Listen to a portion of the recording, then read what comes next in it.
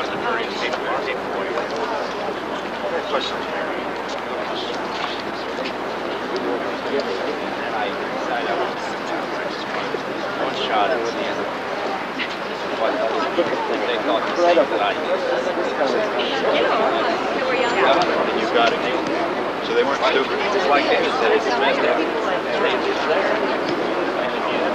But there are reasons now just to take a lot of the medical evidence, throw it out the window. Some of the ballistics are thrown out the window.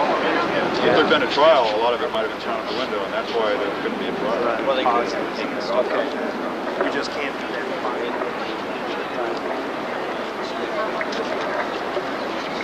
On this, the anniversary of the 35th anniversary of the death of John F. Kennedy, it is most appropriate that we are here at the memorial, not at the scene of his death, but at the scene of his living memory. Most of you know Beverly Oliver, one of our most treasured close friends.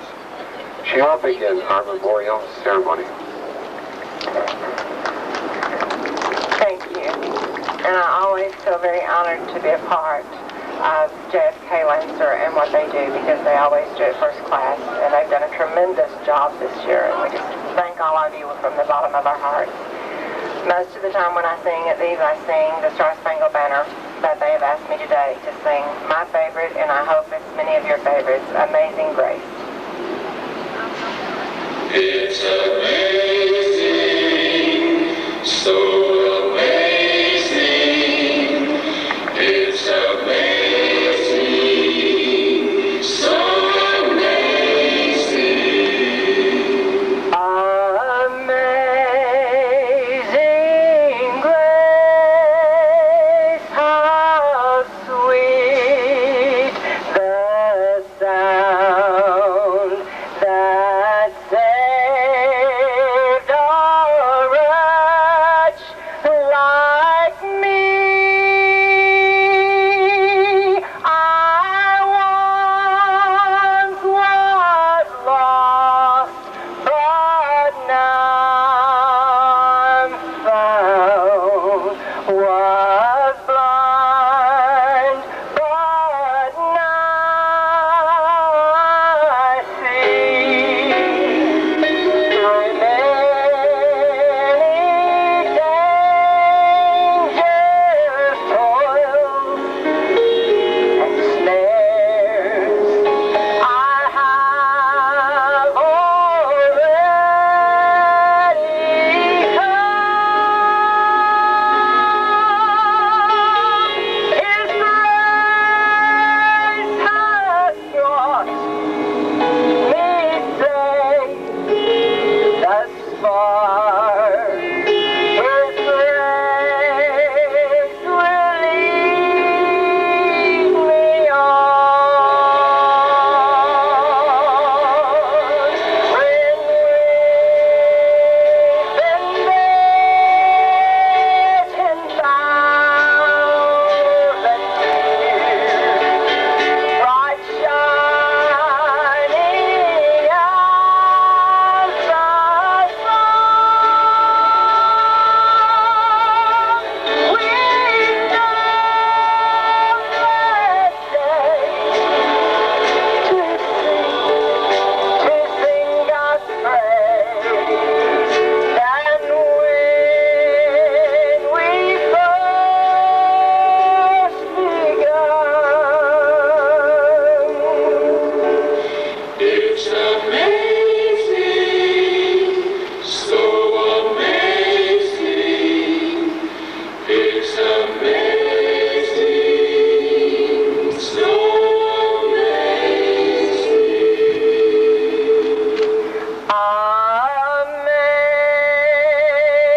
Amazing grace.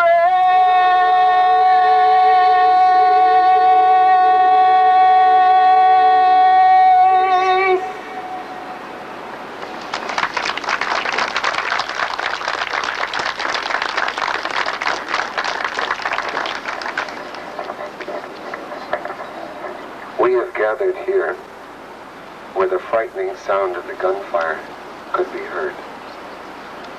to memorialize the 35th anniversary of the sacrifice of John F. Kennedy in Dallas on November 22nd, 1963, and again now in 1998. But we are gathered here not just to remember a murder. We're here to memorialize a man, to comprehend his life, to understand his death, and to celebrate its enduring meaning.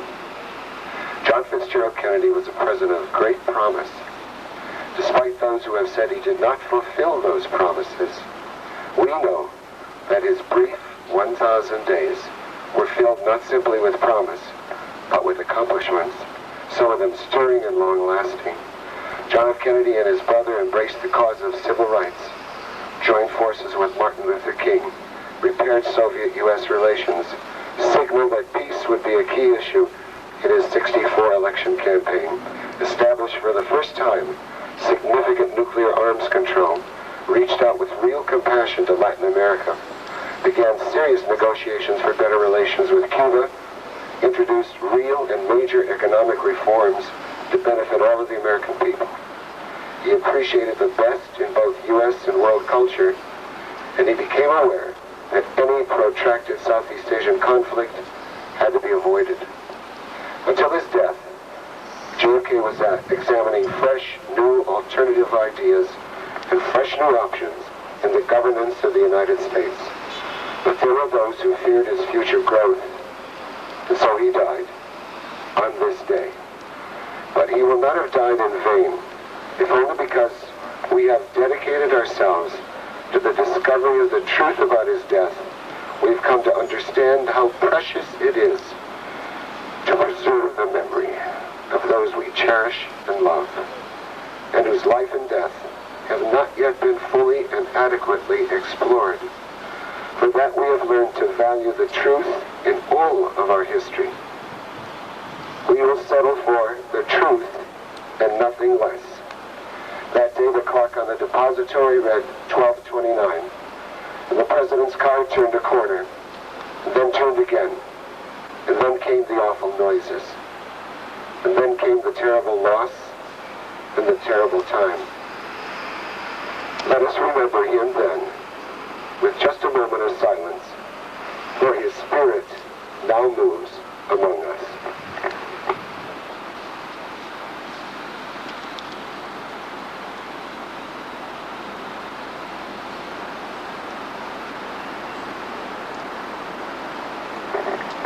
Thank you.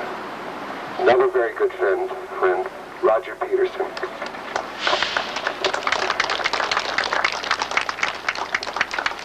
Good afternoon. Why are we all here? After all, this was something that happened 35 years ago. Why?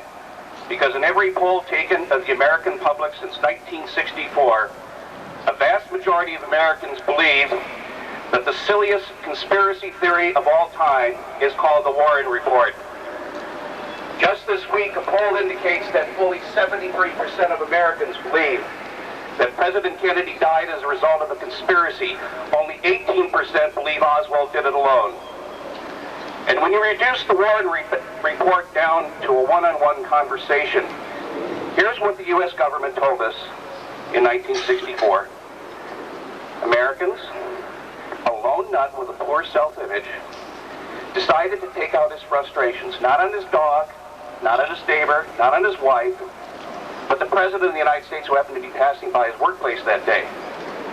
And further, the Warren Report claimed that 2 days later, by gosh, what a surprise, another lone nut came along, and in spite of his background in the mafia, and in spite of his sleazy businesses, Jack Ruby was hit with this sudden bolt of moralistic awakening that he had to keep Jackie from going to Lee Oswald's funeral. So Jack Ruby, the second lone nut, felt the moral need to kill the first lone nut. Y'all got that? Let's be real. The kind of plot lines of the Warren Report are what fiction publishers reject routinely as unbelievable, too simplistic, juvenile, and silly. The silliest of conspiracy theories then went a little further. The Warren Commission, feeling their oaths, then claimed, oh, by the way, these two lone nuts had nothing to do with each other, but we got to lock up all the information so you can't find anything out about them for 75 years, and the fact that they didn't loan each other. Back in Minnesota, where I come from, we have an expression. Among the things that they locked up for 75 years, oddly, is Lee Oswald's income tax returns from the 1950s, and more oddly, his mother's income tax returns. That's something we really don't need to know for 75 years. And contrary to what you have heard from the defenders of the Warren Report, the evidence that's coming out of the Assassination Records Review Board's work is overwhelming, especially the medical evidence. It is no conspiracy theory at all that evidence now shows the autopsy team at Bethesda examined 2 brains, not 1, and the testimony of other witnesses, including the official photographer and 2 FBI agents, confirms that fact. It is not a conspiracy theory at all that the actual testimonies of 24 Bethesda autopsy team members each cited a massive exit wound in the back of Kennedy's head, not in the front. Your government altered the Bethesda testimonies in 1979 and concealed them until the JFK Records Act came along in '92 when we found the lies.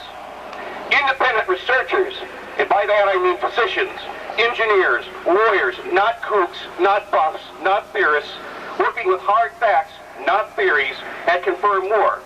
It's no conspiracy theory that Dr. David Mantic, a physicist and a radiologist, examined the x-rays of Kennedy's skull, and he is certain the x-rays were deliberately altered to show a 6.5 millimeter object that no one on the autopsy team ever saw, heard, or felt. It's no conspiracy at all that Dr. Randy Robertson, another radiologist, examined the skull fragments with the permission of the Kennedy family and concluded that Kennedy was hit twice in the head, almost simultaneously from the front and from the back. He's not a kook, he's a radiologist, that's an MD. While you have puzzled over this event and the silliness of the Warren Report, the truth about the Kennedy assassination has been a dirty little secret around Washington Beltway for many years. Why? Because the real story is in the cover-up of the assassination. For whatever reason, the government chose to do it. But we didn't believe their story then, and we don't believe it now. From 1963 until now, polls indicate Americans' confidence in the federal government has steadily declined. It happened right here in Dealey Plaza in 1963. We who are in the research community will not give up on this case. We're going to be here for the 40th anniversary. We're going to be here for the 50th anniversary. We're going to be here for the 75th anniversary. And then we're going to pass the torch to a new generation of Americans who will be here for the 100th anniversary. Our vigil will not end until some U.S. president, in some era, after receiving all the classified briefings handed down from one president to another, has the courage to say, we must be made whole, this record must be set straight. Then and only then, we will gather here for the last time, confident that we have done what any citizen in a democracy must do, defend justice. God bless the memory of President John Kennedy, and God bless America.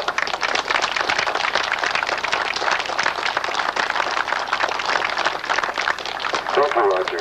Roger's one of the many people working toward the truth. Another friend of the truth who's just on the edge here is Gaetan Fonzie, one of the most remarkable investigators for the House Select Committee on Assassinations, who continues to establish the truth in the JFK assassination. Gaetan, would you come up, please?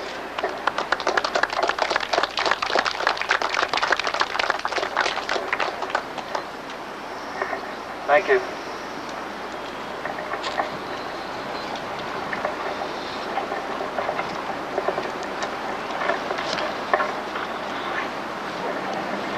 We are here today not only to commemorate the anniversary of the assassination of President John F. Kennedy. We are here today to observe the anniversary of the planting of a seed. That seed grew into a giant oak of distrust that now darkens our view of government. In the history of our nation, no other single event has had as much a stultifying impact on our personal and national political psyche. The murderers of John F. Kennedy killed more than a president. They killed something deep in the very soul of this country. The innocent, untarnished belief naive perhaps, but gloriously, constantly self-fulfilling, that we are free-willed possessors of our own destiny. We believe, again naively perhaps, but absolutely essential to our national sense of well-being, that we as individuals had control of the process that permits us to select our leaders. We were absolutely certain that we had control of who governed us and how we were governed. We took that as the bedrock of any democracy. Now, those of you who are here, those of you who have been making the pilgrimage for 35 years, know that the assassination of President Kennedy produced cracks of historic implications in that bedrock of democracy. The democratic process is wedded to the concept that those who govern must do so under the laws and restraints that we who have elected them to govern have imposed. That concept was abrogated by the conspirators who killed President Kennedy. And those of you who are here, those of you who have been making the pilgrimage for 35 years, either physically or spiritually, those of you in this select group not only believe there was a conspiracy, you know there was a conspiracy. Because while most Americans believe there was a conspiracy, they don't know it. They don't want to know it. Because knowing it poses a responsibility. It poses a demand for action. And you have chosen to demand that government conform to the democratic process. That those who are elected caretakers of our government, adhere to the law and give priority, absolute priority, to the rule of that law, without secret hearings, without secrecy agreements, without the secret agenda of men who think their patriotism is superior to the democratic process. The men who killed President Kennedy came from the same seed as the men who were arrogant enough to lead us into Vietnam, to commit the illegalities of funding the guerrilla wars in Latin America, construct the deceptions and concealment of human rights abuses in so-called battles for democracy around the world. Imagine human rights abuses in the name of democracy. How far have we come from that Orwellian path since the Kennedy assassination? How far have we come from the basic purity, the basic innocence of that concept of democracy embodied in our Constitution? Much too far, I'm afraid. We have been taken too far by those powers who were involved in or acquiesced to the conspiracy to murder President Kennedy. I believe that those of us who are here today, those of us who know there was a conspiracy, have more than a responsibility. We have a mission. That mission is to lead all those Americans who believe there was a conspiracy into knowing there was a conspiracy. We have a responsibility to lead them into their own individual study of the facts, into their own individual analysis in order to recognize that there is indeed overwhelming evidence of conspiracy, and lead them to not rely on the government or the media for their conclusions. Both have lied to the American people for too long. I firmly believe that the future of this country depends on the majority of Americans going beyond believing there was a conspiracy to knowing there was a conspiracy. The future of the democratic process depends on it. The future of our individual freedom demands it. Thank you.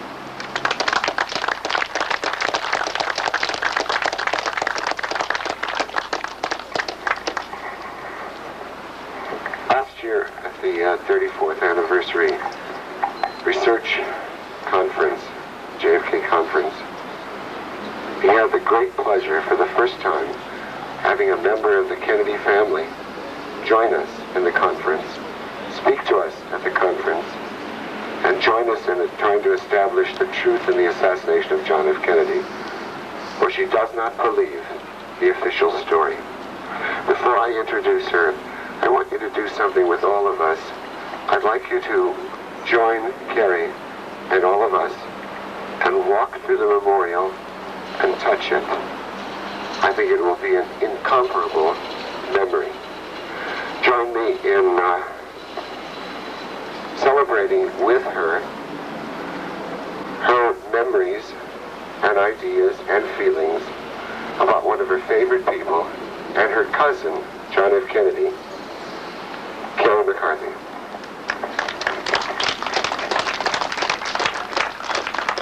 Thank you, George Michael, and thanks to all of you that are here today to remember Jack.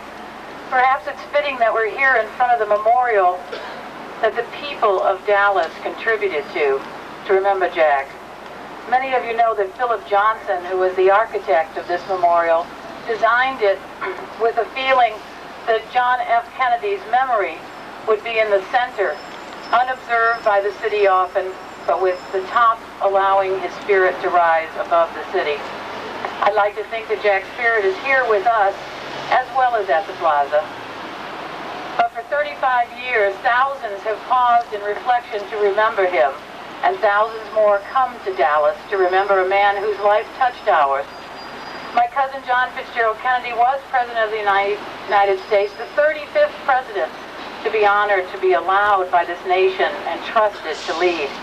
As a leader, he inherited a world not at peace with itself, yet not fully at war. Danger surrounded the American people, and John Kennedy learned quickly to transfer from a World War II hero who said very honestly, "I became a hero because they sunk my boat." But he became a Cold War warrior, aware of the tragic destiny that the war could bring to all countries of this world. His determination to grasp his role tested his abilities, and John Kennedy liked nothing more than to be tested.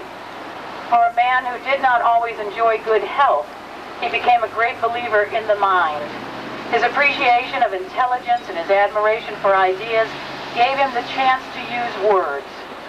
His words challenged America in the 60s. He urged participation, he stressed public service, and he renewed our belief in ourselves. His administration signaled a new beginning, one filled with hope, and his goals became ours. Or perhaps ours were his all the way along. When he died 35 years ago, our world did change. His death was perhaps the death knell of innocence for this nation, for our land to question how this could happen. We mourned him, and we mourned what could have been, perhaps more importantly than the man himself. For those who admire JFK, his loss has left a void, a deep emptiness, a pain that is still felt. In my youth, Jack Kennedy was the cousin who defined my family's success in just 3 generations in this country. He was one of the golden giants of my mother's youth. He was the godchild and the nephew that my grandmother adored. He was, to me, in the world of a child, glamour and fame and power. I dreamed someday of growing up just enough to be able to someday truly know him, to talk to him, to have him as friend as well as relative. But of course, fate did not allow that for me. That luxury was not mine, nor was it to be for his children, or his other nieces and nephews and younger cousins. But I know him. I know John Fitzgerald Kennedy from those who loved him, through his family members, his friends, his fellow office holders, who have all shared with me. And that is what we all do when we come here this weekend. We share John Fitzgerald Kennedy with one another. Those memories and stories are like an inheritance I have been given by those who truly knew him. To each of you, I share those memories because your hope to have someday known John F. Kennedy was no less keen than mine when I was a child. He exists in your hearts as well as mine, and that's a gift that we share with him. In your admiration and your remembrance of him, you pay him the highest of compliments. A life remembered is a high reward, and Jack knew that. In your memories of Jack, he lives, and in his finest deeds he will be judged, for he was a very human man. He was aware of his faults, and he accepted them, not always gracefully, but he had many gifts, and he shared all of those with us. His love of life, his joy in his children, his joy and delight in his family radiated in his warmth and his smile, and his humor was self-effacing many times. He also had a wit that was quick and sharp, and he knew that it was a gift he could count on. He dreamed of a world that would be safe for generations, not just of his family, but generations of your family. He took responsibilities for mistakes that he made, and he relished his growth as a human being and as president. He once said to the family, "I can't believe I can do this. I hoped I could, and now I find I can." How wonderful if each of us in our life finds that we can when perhaps we thought we couldn't. His loss 35 years ago was not just a historic focal point that brings us together, but rather it was a shameful and cowardly murder, not worthy of a man whose ending deserved more, for he was a man who lifted us towards the stars. His strength demanded that we reach out towards technology and to one another.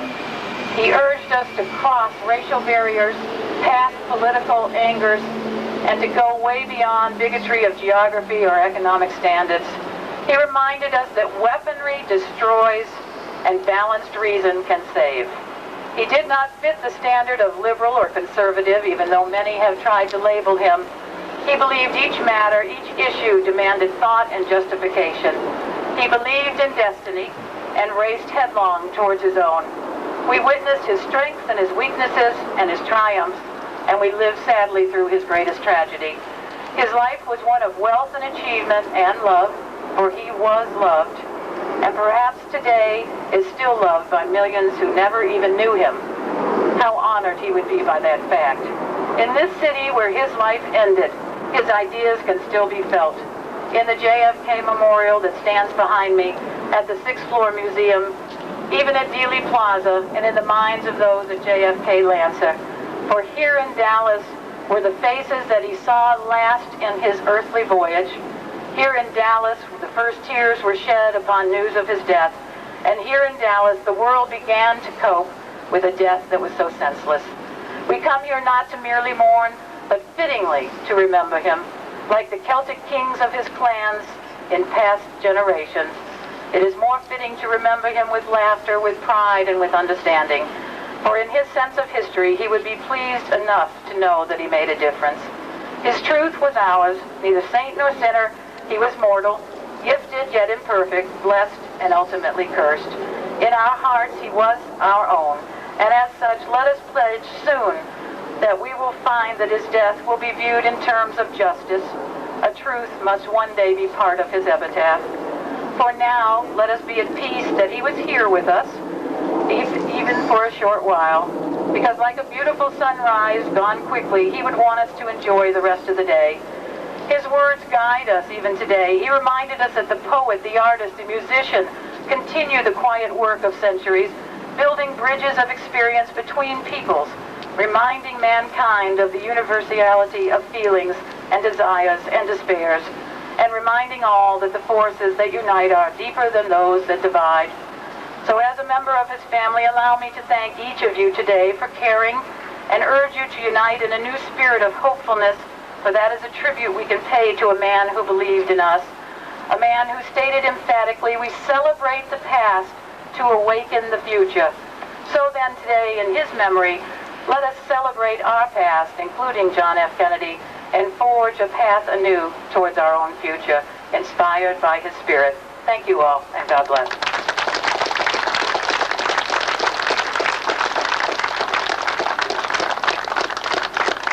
Thank you, Carrie. Let us join together now with Carrie and touch the living spirit, the living memory, John F. Kennedy.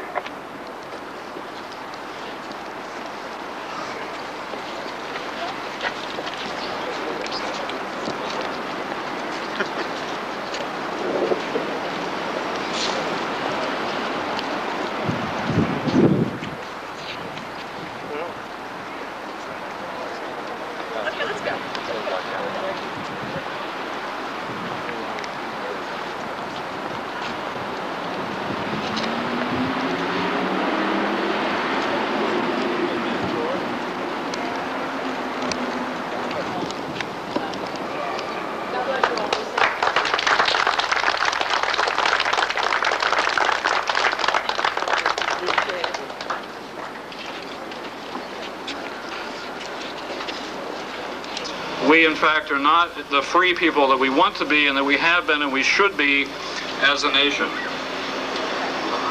You know, it is a crime for a citizen of the United States to tell a lie to a federal investigator. That would be a crime. It is not a crime in this country for your government to lie to you. And we think that's an unfair kind of relationship that exists between us and our government. that if it's a crime for us to lie to our government, it should be a crime for our government to lie to us as well. And so it's in that spirit of investigation and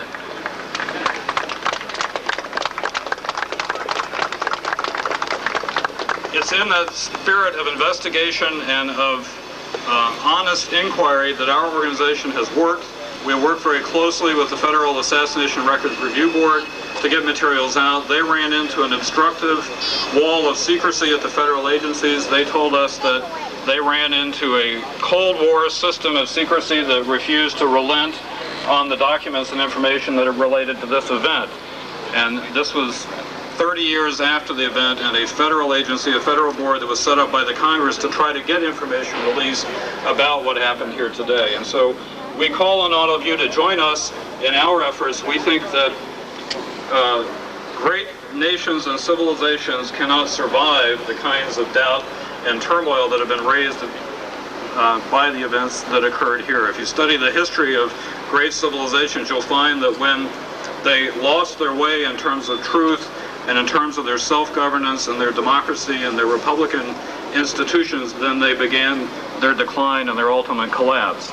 And we do not want to be part of that type of effort for our country. We do not want decline and decay of our public institutions and our political system. We want to be part of a healthy revival of those democratic institutions and that democratic system.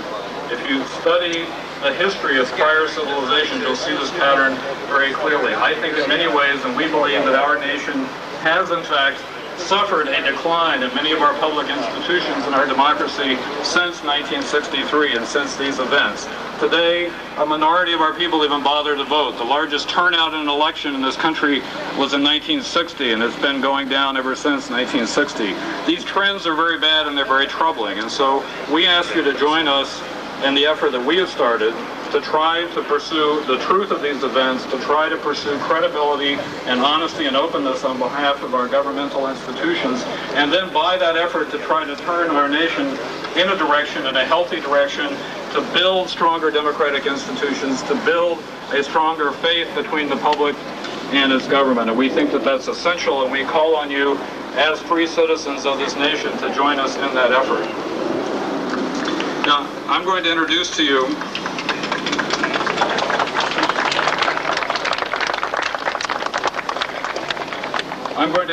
a series of speakers who have been very involved in this issue and can give you the benefit of their experience as well. The first one will be Mark Lane. Mark Lane was one of the earliest researchers into this case. He did tremendous groundbreaking work and recorded much of his work for posterity, and Mark Lane has written on the assassination very extensively. And at this point, let me introduce to you Mark Lane.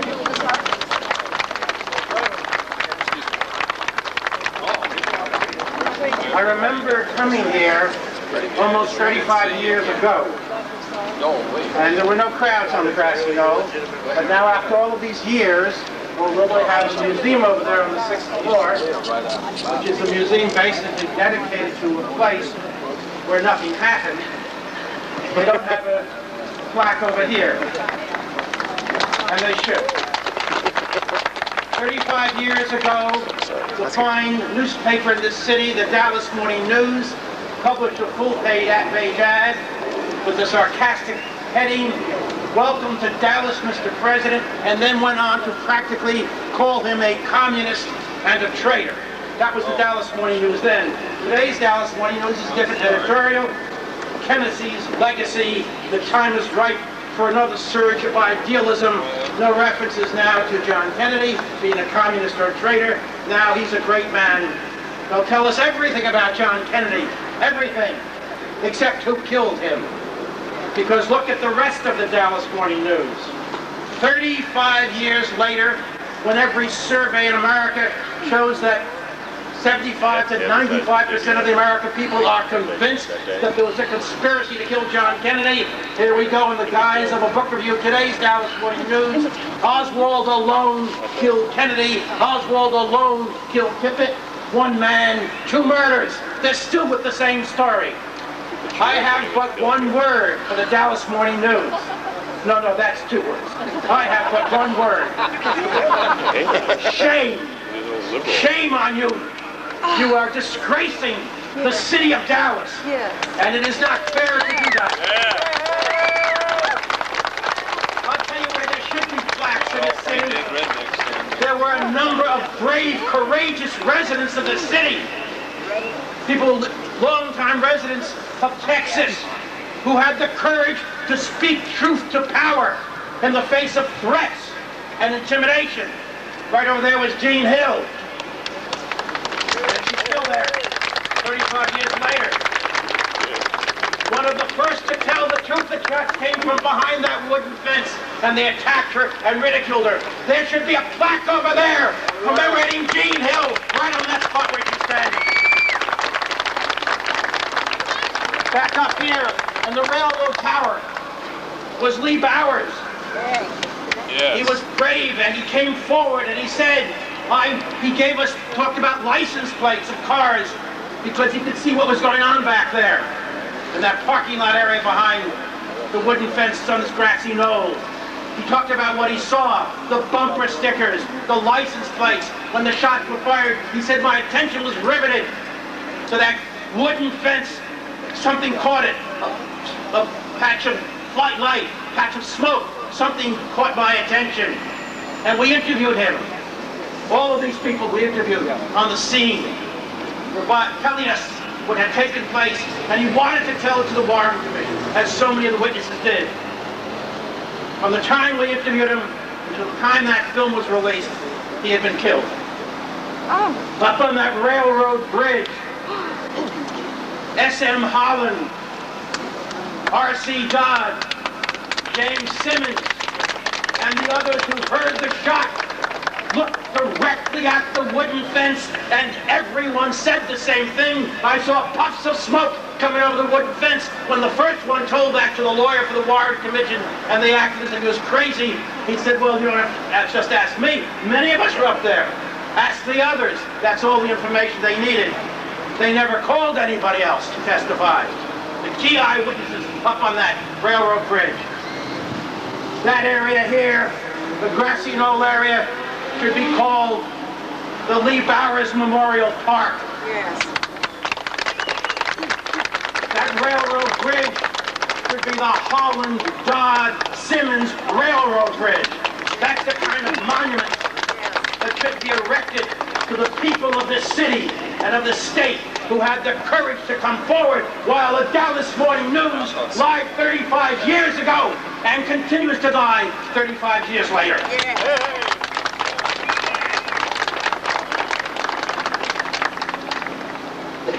This is the place where our leader was murdered. This is hallowed ground, and the people of this country know it. This is supposed to be the largest tourist attraction in Dallas. I was here yesterday, I was here this morning. Of course, people are here now because we're speaking, because of the program, but I was here yesterday and this morning, and people were all over the grassy knoll looking at the area. Nobody, I didn't see them all looking up the 6th floor of the book depository building, because the people of America know the truth, even though the government is unwilling to share the information with us. That day in Dallas, in this city, at this location, when the government of the United States executed its own president, when that happened, we as a nation lost our code of honor, lost our sense of honor. That can only be restored when the government of the United States, and it will not do it without us insisting and marching and fighting and voting and putting this matter on the agenda, but when the day comes that the government of the United States tells us the truth and all of the factual details about the assassination, including their role in the murder, when that day comes, for the first moment, honor will be restored to this nation. Thank you.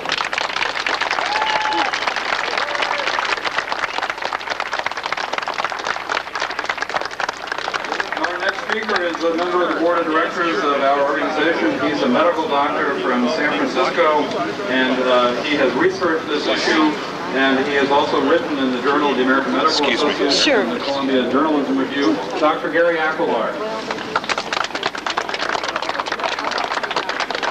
It's always very embarrassing for me to follow a powerful speaker as Mark Lane, and I certainly can't hope to match either his eloquence or his wit or his command of his case. But what I can share with you is one of the things which those of you who follow the case in the mass media won't know about, and that is evidence that was discussed in the October 12, 1998 issue of Newsweek magazine, wherein Gerald Posner had an article describing the new evidence that there are autopsy photographs missing, and he cites one woman, Sandra K. Spencer, saying the autopsy photographs are missing. He quickly dismisses it because he says it looks like the Kennedy family had these autopsy photographs taken with the body all cleaned up so they could save those for posterity and bury the real autopsy photographs. Well, Sandra K. Spencer is one person out of 7 credible witnesses, and perhaps the least credible of all, to declare that autopsy photographs are missing. This is something you will not read in the Dallas Morning News. This is something you will not read in Time or Newsweek, but it's very clearly established. The Assassination Records Review Board's releases are very clear on the point that all 3 of the autopsy pathologists have described autopsy photographs that are missing. One of them defiantly stood shoulder to shoulder against the House Select Committee on Assassinations, which is supposed to tell us the truth about the Warren Commission's failings in 1978, and he told them over and over again, I took those photographs of the skull wound, I took the internal aspects of the skull wound, external aspects of the skull wound. This is Dr. Fink, the only forensic pathologist who was there. Not only did the House Select Committee on Assassinations not report that, the House Select Committee on Assassinations suppressed that from its public releases, from its report. It was never out into the public until the Assassination Records Review Board came along.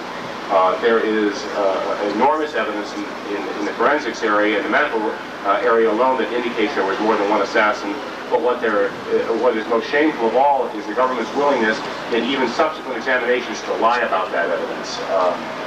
Thank God there was Assassination Records Review Board. Thank God that they did do the work that they have done, because now we no longer have to rely on government-appointed authorities who examine the government to decide to tell us that we can trust the government's original conclusions. We know that we can't. We know that they have destroyed evidence, not only in the medical autopsy area, not only among photographs. We know that witnesses have been intimidated, and it is a shame that you will not read about that. There were no credible journalists who have touched the story. It's a story not unlike stories about crack cocaine. Those stories led to the downfall of Gary Webb. Then 2 volumes of Inspector General, CIA Inspector General Hitt's report come out admitting far more than Gary Webb had even alleged about the CIA's complicity in cocaine importation. And yet you won't read about that in the Dallas Morning News. You barely get a small column about it in the New York Times after they have wasted many, many column inches in defaming journalists who talk about the subject. I think that it is important that those of you who are here today continue to insist that your government is accountable to you and that it not conduct its operations in secrecy, that it not deny you the evidence that it has collected in its investigations, and that it stand as accountable to them as it insists that we be accountable to it. And I'm thankful for all of you for being here today, and I hope that you will continue to work with us in every way that you can to help us force the government to be responsible to come out into the future and really admit to us what the full truth is about the Kennedy assassination. Thank you.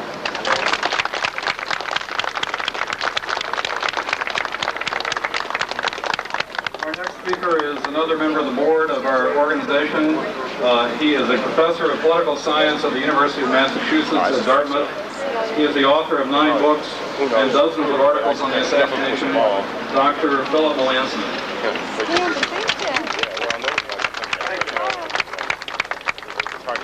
As we commemorate the 35th anniversary of this terrible political tragedy that so negatively affected our lives, our policies, our political system, and later our faith in our own government, we should remind ourselves that the tragedy of President Kennedy's assassination has been compounded by a separate but related tragedy. The failure of our law enforcement institutions, the failure of our political institutions, and the failure of the media to effectively pursue and discover the truth of who killed President Kennedy and why.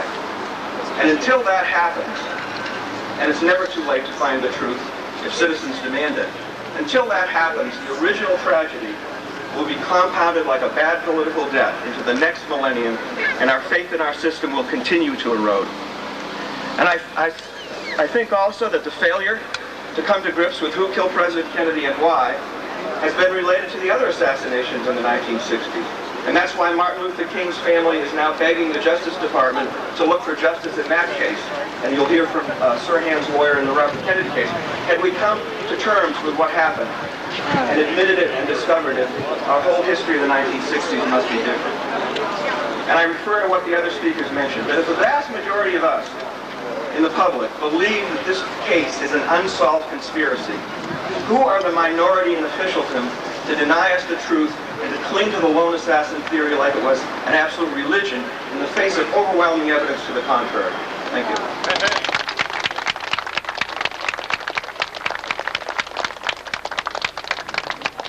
Our next speaker is an acclaimed author and professor of history at the University of Maryland.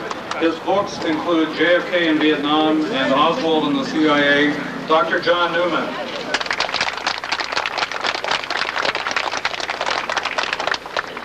I would like to say a few words about the media and a couple of the new developments for all of you gathered. You probably all know it anyway, but it's a good moment to remember a couple of these developments and what's been going on. But I want to start by saying when I come here at this time of the year, I remember another place, a place connected to this place.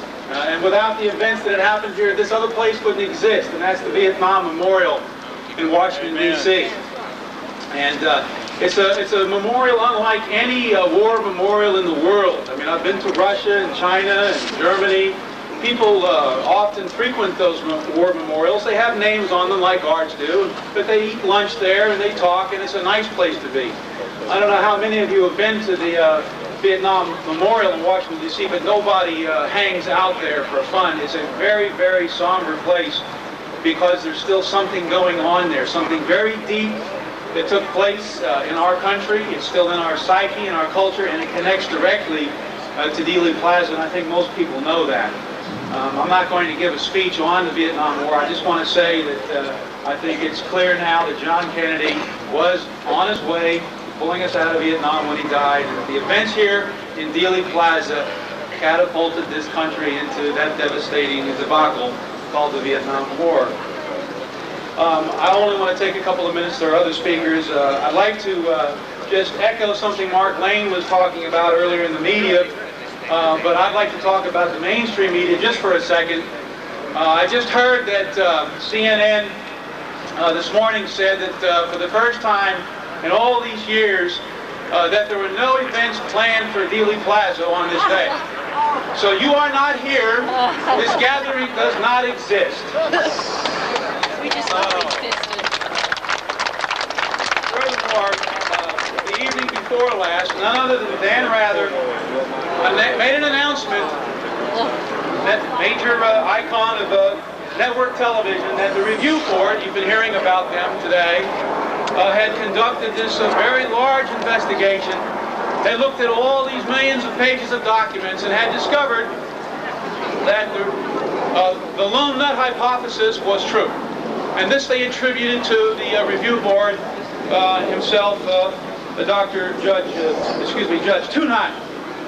Judge Thunheim was here in Dallas and refutes this story. And of course, all of you who follow the story know that the Review Board has taken no such position. But it never ceases to amaze me how the media can twist and turn and obfuscate and block this movement. This is a mass movement to find the truth. Let me just close by a couple of examples that are rolling out of these new files. And these are, I think, appropriate to remember because of what happened here in Dealey Plaza. I'm thinking in particular of a tape-recorded conversation between President Johnson and Senator Russell, one of the commissioners, where at great length, of course, they were able to save the situation and preserve the lone nut hypothesis with that wonderful, wonderful sine qua non of the lone nut hypothesis, CE 399, the super bullet. Magic bullet, as you know, that crashed through broke 3 bones, made 7 holes, and did all that damage, and then came out pristine on a stretcher. But this newly released tape is very interesting because Senator Russell calls the president to explain to him what this theory is. That Bullitt did all these things, and at the end of it, you can hear him say distinctly, "And I don't believe a word of it." And then President Johnson says, "And I don't either." And I thought that was an appropriate thing to share with you, just as an example of the types of things that are coming out of the files. Of course, there's the marginalia and the Warren report and the galley proofs of our esteemed President Ford, who moved the bullet hole up. And these are the types of things that are rolling forward in the documents. And of course, the mainstream media is not there to put them on page one. Occasionally, we are given note of these types of things, but they're passing in the night. But I'm heartened to see that by the turnout here today, that with respect to the American people, this is not passing in the night. And I hope as we stand here today and think about these events and pass the torch to a younger generation, which we are doing, that our movement and our desire for the truth of this case continues on. Thank you very much.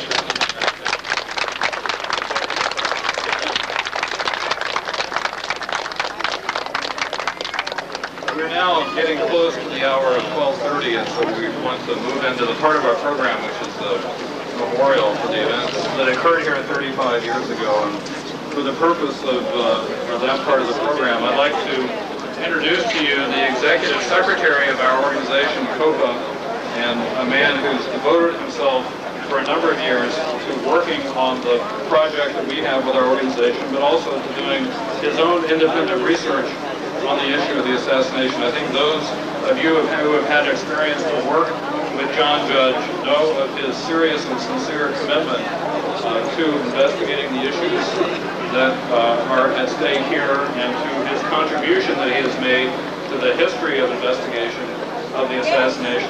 He has really been the heart and soul of the work that we have done through COPA. He's put tremendous volunteer effort. He's sacrificed and suffered a great deal from the efforts that he has made that have gone largely uncompensated.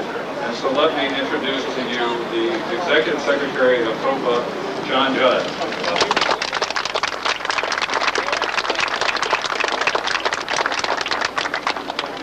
It's interesting to see such a crowd. I, for the better part of the last 25 years, came out here every year, usually with maybe 5 or 6 people, often in much worse weather than this, on November 22nd each year with the researcher Penn Jones, who some of you know, who passed on this year, and this is the first year that we've been here without him in our, at least alive. He hadn't been in our presence for several years because of deteriorating Alzheimer's disease. But Penn has passed on, and Penn did early work on the deaths of the witnesses. From the inception of the national security and military intelligence state in the late 1940s, the history of this country has been a commodity that's owned by that national security state. And the people that don't own their own history are a conquered people. And much of the effort that I put in relation to the coalition, separate from my interest in the particular assassination, has to do with that idea of taking our own history back, of owning it ourselves. And much of it is still locked up in government vaults and hidden from us. And we're really the only ones that can restore it. 35 years ago, in my view, there was a coup d'etat here in Dealey Plaza. And the government has really not recovered in any significant way toward democracy since that day. Not that it had pure democracy up until then. It was compromised in many ways already. But Kennedy began to represent for people hope and change and a response from the top levels of government to the popular movements of the time for civil rights, for arms limitations, for an end to the Cold War,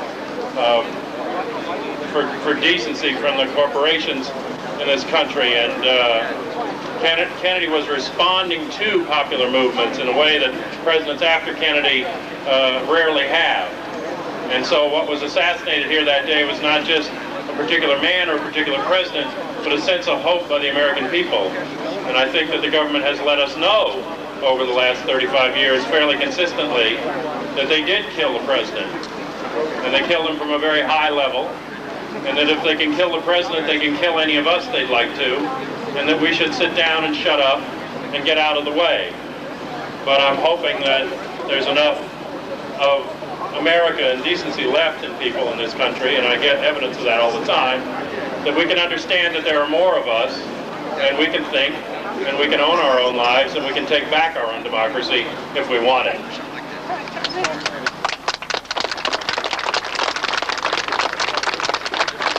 We'll do a moment of silence now. It's 12:30. 35 years ago, President Kennedy was assassinated here.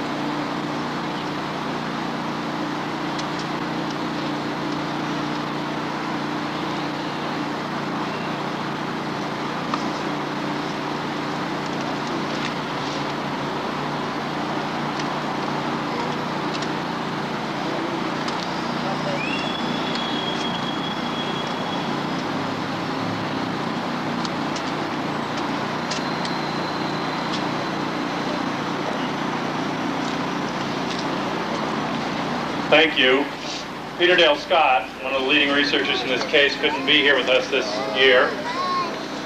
He sent an email last night and he said two interesting things. He said that we've come into a new era and one of the major tasks ahead of us right now is to focus on getting the 600 to 750,000 pages of government documents that are still locked up on the Martin Luther King assassination.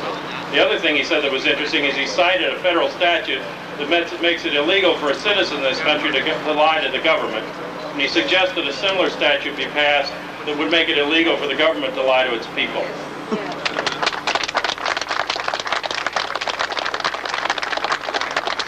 I hope that you will take this topic seriously and continue to act for full release of the files and to get at the truth.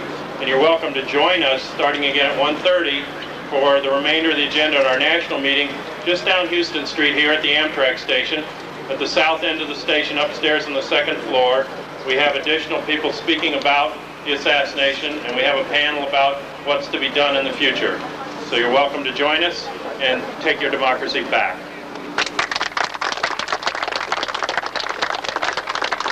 Thank you, John. We have a series of other speakers until 1 p.m. of people who have been involved in the investigation over the past 35 years. The next is William Turner, who has been the author of numerous books on the JFK assassination and the Cuban and Mafia connections. His books have addressed Robert Kennedy's assassination as well. His books have been translated into Russian, Japanese, French, and Spanish. He is currently working on a new book entitled Rearview Mirror, Looking Back. Thank you, Dan. Exactly 35 years ago, plus 2 days, I came down here on assignment from San Francisco for a national magazine to do an article on the breakdown in security that resulted in the assassination being successful. And I was assigned to it because of my background as an FBI agent. I can tell you that when I arrived, the mood was extremely somber here in Dealey Plaza. The floodlights were on. Reporters from all over the world were converging. People had laid floral wreaths and flowers along the curbstone where the shooting took place. It was very eerie, and the headquarters of the Dallas Police Department was a feeding frenzy of reporters trying to find out exactly what happened. I had a very tight deadline. I could only contend with the security breakdown issue at that time, which was that Oswald had been an informant for the FBI, and this was the reason that they had not furnished his name to the Secret Service prior to the presidential visit. There was one other thing that I remembered, is I talked to a patrolman named Welcome Eugene Barnett, who had been posted in front of the school book building in crowd control at the time of the assassination. And he told me that a woman had come running from the grassy knoll, it wasn't known as that early, and told him that shots had been fired from here. That being the case, I became very critical of the Warren Commission, and when its report came out, I vetted it closely and found out it was pretty much a fairy tale. I'm proud to say that I was associated with District Attorney Jim Garrison in New Orleans, who tried to reopen this assassination. Jim was a great American, and he was on the trail, as his book said, of the assassins when he was destroyed by the media after the Clay Shaw trial. In any event, the Garrison investigation paved the way for what we know today, and I believe that we really know to a fair degree or a good degree of journalistic certitude what happened. First of all, the motives were piling up. John Kennedy is supposedly had withheld air cover at the Bay of Pigs, motive number one. John Kennedy had failed to invade Cuba during the missile crisis in October of 1962, motive number two. John Kennedy had promised to withdraw from Vietnam, motive number four.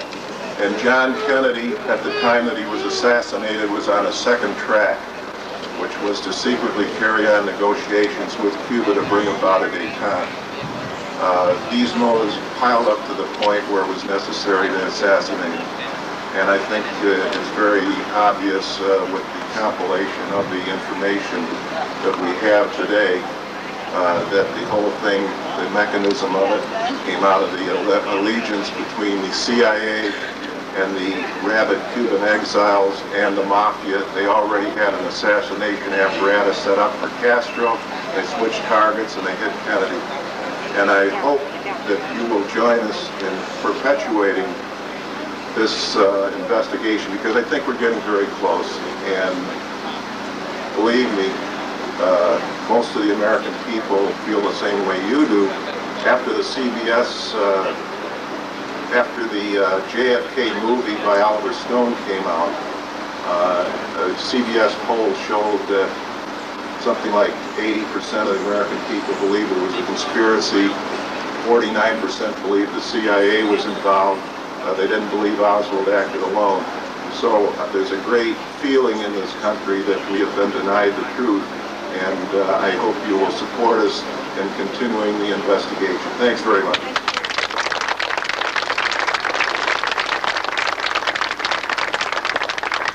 Our next speaker is Hal Verb, who has been a longtime researcher of the assassination of JFK. He has produced television programs, articles, and books on the subject. He is considered part of the first generation of assassination critics, and he comes to us from California. Hal Verb, Hal. Thank you. I want to tell Cutler I appreciate the fact that you're letting me speak. I hold no special credentials of any sort. I'm just a private citizen who followed this case actually from day one. I have my own personal reasons for why I followed this case.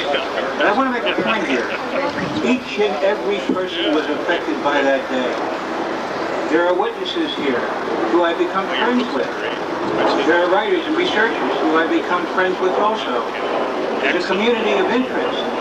These are the Americans. These are the combat veterans in the fight for truth. You want medals to be awarded? Award them to the people who are here. Let me tell you something about a comment that one of the speakers had said. He said, "You shall know the truth, and the truth shall make you free."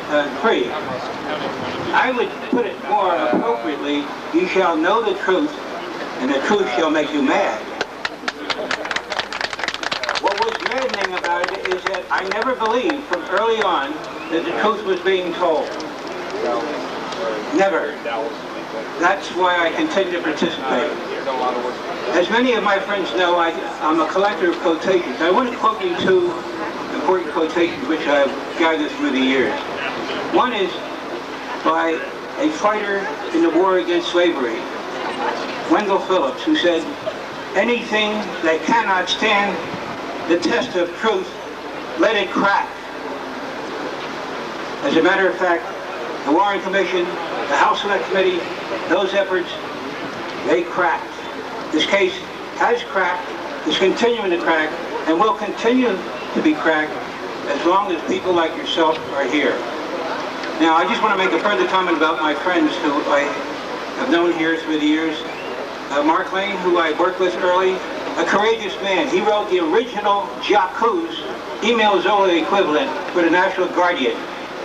More honor should be due Mark Lane because of that initial courageous attempt. Where were the lawyers? Where were the lawyers who stood out in defense? Only Mark Lane stood up.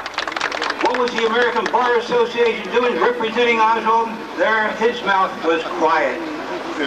That tells you a lot about the legal situation early in those days. But what about the educators? What about the writers?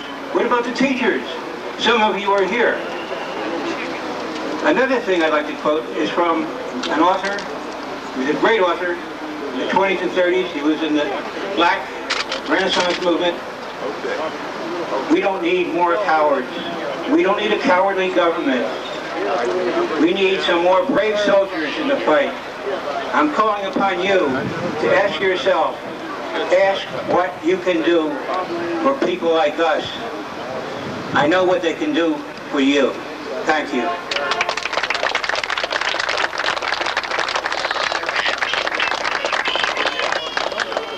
Our next speaker is a local Dallas area researcher, and his name is Russ McLean. I introduce him to you now. Thank you. November 22nd, 1963. We were young that day, and we still believed in fairy tales, at least until 12:30. We gather here today to remember a time that was, to recall the memory of a man we chose to follow his manship. I'm 37 years old now. For me, November 22nd, 1963 reminds me of the Don Henley hit, The End of the Innocents. For it was oh so much more than a man that died that day in the streets of Dallas. For a lot of us, it was the death of our hopes and of our ideas. Being a husband and father, I am reminded every day of the miracle and the fragility of life. The need to make each moment count, for we might not get another. From this moment forward, let us strive to, as Robert Kennedy once said, make gentle the light of this world in whatever endeavors we may pursue. We don't have to agree on everything. What we have to do is realize the greater good of functioning by one simple principle, the truth, such as exposing the complete and unvarnished truth in the death of John Fitzgerald Kennedy. This is a debt owed to 3 people more than anyone else I know. 2 are famous, 1 is not.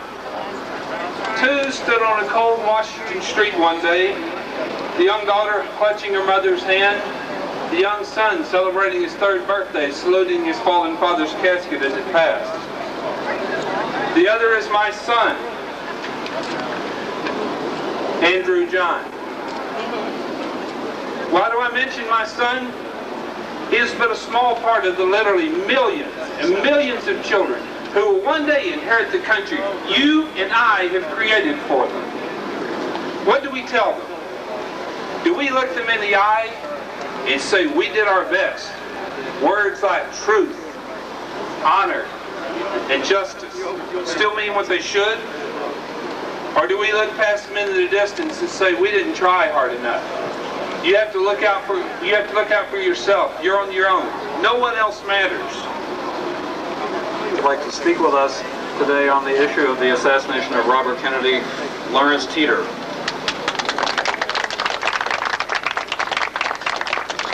It's an honor to be here with you. We stand today on sacred ground at the site on which the President of the United States was murdered by the security services of the United States government to perpetuate the war in Vietnam and keep the war in Vietnam going and perpetuate the Cold War. In 1968, Senator Robert Kennedy announced his candidacy for the presidency. His specific central campaign promise was that if elected President of the United States, he would pull U.S. forces out of Vietnam. When he won the California primary on June 4th, 1968, his nomination to the presidential candidacy of the Democratic Party was virtually assured. So was his election to the presidency. That night, June 5th, 1968, Robert Kennedy was killed. That put a stop to the capacity of the anti-war and civil rights forces of the United States to install or elect as president someone who would stop that war. That assassination guaranteed the continuation of the war. It guaranteed the election of Richard Nixon. It gave us everything that followed. I represent Sirhan Sirhan, the seventh victim of the conspiracy to murder Senator Robert Kennedy. In the case of John Kennedy, there continues to be controversy about the autopsy. Was the autopsy faked, or was it real, and was the body tampered with? Let me tell you why Congress was never willing to look at the Robert Kennedy case, unlike the other two. In the Robert Kennedy case, for one thing, there's an autopsy report which exonerates Sirhan, implicates someone else, and establishes conclusively a conspiracy, which means it blows away the official explanation. That autopsy report establishes that Sirhan was out of position and out of range and could not possibly have shot Robert Kennedy. That autopsy report was withheld from the defense for months until it was too late for the defense to use it in Sirhan's defense at the time of his trial. There was massive obstruction of justice by the police. The police learned early on that more bullets were fired in the pantry that could have come from Sirhan's gun. They learned this within 24 hours of the assassination, no later. Yet they continued to maintain, as they continue to maintain to this day, that only one person committed this crime, that only one gun was involved. We were able to establish that 4 guns were used, at least 4 guns were involved in this case. 3 of them have been destroyed. The 4th gun at the archives, we don't think is Sirhan's gun. We were able to establish that every single bullet introduced into evidence in Sirhan's trial was a faked, fabricated, forged bullet. We were able to establish that the police put together a comparison photomicrograph purporting to show a match between the Sirhan test bullet and the bullet removed from Senator Kennedy's neck, and that those bullets actually used in that photograph were faked victim bullets. They matched 2 faked victim bullets to fabricate against the case against Sirhan. We're able to establish that the Los Angeles Police Department seized the only photographs taken of the assassination, and that 2,410 photographs were incinerated in a hospital incinerator by the LAPD in August of '68, within less than 3 months of the assassination. We're able to establish that the police test-fired multiple guns in the case and extracted bullets from multiple guns, test bullets, as though they recovered multiple guns in the case. They never, at the crime scene, they never acknowledged this. The second gun that they test-fired was, in fact, a gun that was in police custody before the assassination, which circumstantially implicates the LAPD not only in obstruction of justice, not only in a cover-up, but in the assassination of Senator Kennedy himself. What happened to that gun? It was destroyed in July, next month after the assassination. We were able to establish that in all probability, Sirhan wasn't even conscious of what was happening at the time that this crime was committed. The top expert in hypnosis in the United States, Dr. Herbert Spiegel, who teaches at Columbia University, has given us a declaration, which is now on file with the Supreme Court of the state of California, establishing that in all probability, Sirhan was unconscious at the time of the assassination, and was acting in accordance with hypnotic programming administered before the assassination. We have massive evidence to prove all of this. I would say that there are disturbing similarities between all of these crimes, all of the 3 major assassinations of the 60s. In each case, the victim opposed the war in Vietnam and stood as an opponent who could create real problems for the military's desire to continue the war in Vietnam. In each case, the government has covered up a massive conspiracy. In each case, they clung stubbornly to an official explanation of a lone assassin. In each case, the officially designated perpetrator is somebody who is portrayed as having atrocious views.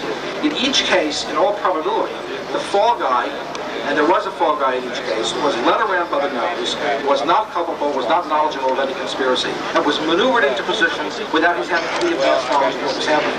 These cases are all similar. You know about vandalization of the crime scene here in Dallas because you know about the destruction of the freeway sign, the windshield, and the alteration of pavement. But do you know that the LAPD vandalized the crime scene in the Robert Kennedy case, removed the door frame containing extra bullets, and then secretly destroyed this door frame and ceiling panels after the trial, right after the trial, pursuant to an illegally issued, secretly administered court order that was handed out without the knowledge of defense counsel. The similarities between these crimes are amazing. We have currently pending before the Supreme Court of the State of California a petition for writ of habeas corpus designed to obtain an evidentiary hearing at a new trial. Our work is heavily dependent upon the brilliant, pioneering research of Rosalind Mangan, the researcher, and the support of the Sirhan family, especially Adele Sirhan. We hope to get some justice in this case. Ours is the only surviving assassinations case to date. Lee Harvey Oswald was killed with the connivance of the Dallas Police Department. James Earl Ray was denied medical attention and died. The only living so-called assassin of the three major assassinations, therefore the only currently open case in a legal sense, is this case, the Robert Kennedy assassination case. There are definite relations between all these cases. We commend all of you for your research, for your support, for your interest in these cases, and applaud you for your efforts. Thank you for coming.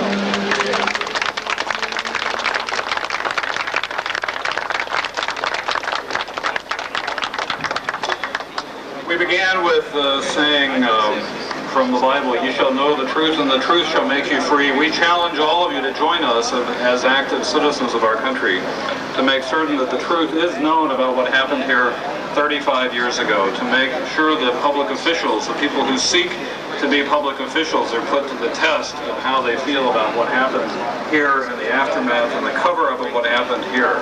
Because truly we will not be free unless we know the truth of the events that happened here. At this point, I'm going to recognize Beverly Oliver. She was here on a similar day 35 years ago. She was standing right across over there on the other side at that time. And I'm going to recognize her, and she is going to sing for us Amazing Grace. Beverly? It is always a privilege mixed with a lot of sorrow to be able to come down here on the 22nd of November. But while I sing Amazing Grace, I just want to say one brief word, and that is to thank all the researchers, all the people whose lives have actually been endangered because of the research that they're doing, and just thank them all for the grace that they have in their lives that keeps them going. Amazing Grace. It's amazing, so amazing, it's amazing, so amazing. Amazing grace, how sweet the sound that saved a wretch like me. I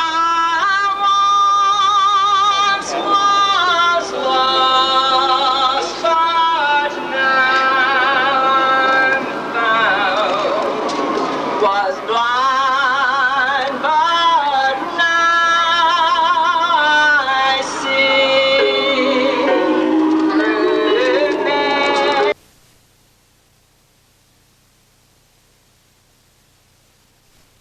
Sing God's praise, that when we first begun,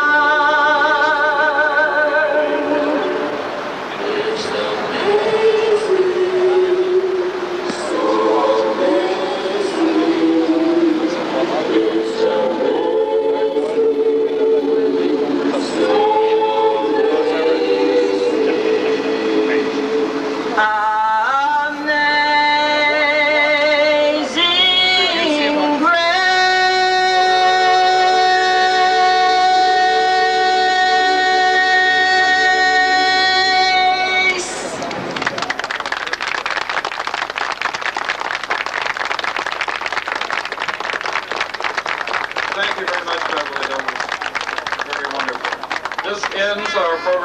COPA conference. We are going to resume at 1:30 p.m. in the Union Station. Anyone who'd like to join us and plan for future events and future activities, please join us over at the Union Station at 1:30 p.m. Thank you very much for being here this afternoon. Let me recognize John Judge for a few announcements. There's some speakers here from another conference that's going on concerning Kennedy assassination held by JFK Lancer. Roger Peterson is here. He was going to make some comments, and also Russ Van de Veerdonk, who was one of the stand-ins for JFK in Oliver Stone's movie. So this is Roger Peterson. He does public relations work in California. He had a very good article about the current research on the assassination in American History magazine. Good afternoon. We're all still here. And it's been an hour. Why is it that we're all still here? Given that something happened here as long as 35 years ago. The reason is because every poll taken of the American people since 1964, a vast majority of Americans believe that the silliest conspiracy theory of all time is called the Warren Report. Just this week, a poll indicates that fully 73% of all Americans believe that President Kennedy died as a result of a conspiracy. Only 18% believe that Oswald did it alone. And when you reduce the Warren Report down to a conversation, I would say hello to you, wish you were here. This is Mr. Summers, who's here. And Smith, wish you were here, wish you a lot of health. Thank you. Robert? Oh, yeah, well, heck. Yeah, get on there. Robert Johnson, long-time researcher. Wish you were here, sir. Thank you. You hadn't missed a year yet, have you? Not yet. I don't think so. I ain't one I've been down to. I'm glad to hear you. Glad you have. Oh, yeah. Glad to see you also. I just thank everybody for being here. Yeah. We long gone. A lot of the witnesses all emailed my coming down, so I'm glad you took them when I come down. Well, I am too. I wouldn't. Oh, yeah. I certainly did. You don't want to make any comments on the 35th? No, because I appreciate the fact that they still honor. And I think the world that Kennedy and did. And I want to just thank everyone that was here for being here today. Thank you very much, Mr. Summers. Member of the association here? No. Dow, Texas County. I think it's Dow, Texas. Is that the Dow, Texas?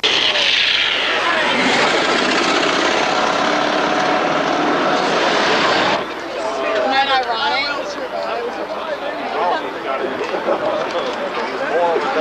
I don't know.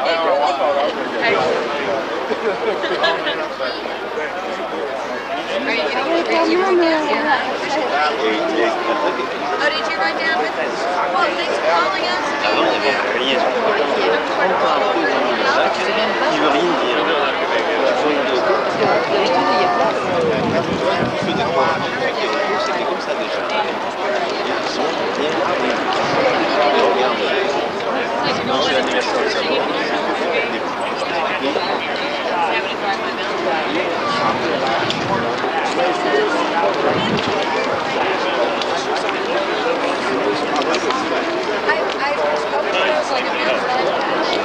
Jason got a new bike, and then I started, which was a road bike, I started riding his bike, which I could go